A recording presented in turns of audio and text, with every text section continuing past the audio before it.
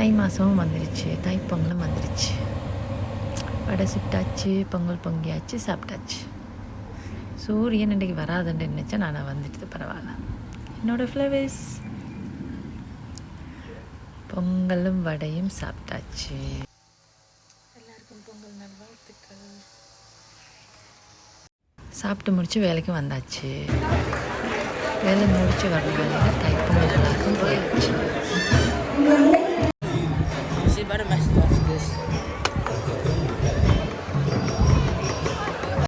அப்படியோ வீட்டுக்கு வந்தாச்சு.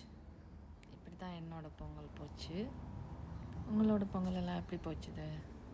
என்ன பண்ணிகிட்ருக்கீங்க? பொங்கினீங்களா? சாப்பிட்டீங்களா? பொங்கல் சாப்பிட்டீங்களா? என்ன பண்ணிகிட்ருக்கீங்க? என்ஜாய் பண்ணிங்களா? சரி, கமெண்டில் சொல்லுங்கள், கேட்போம்.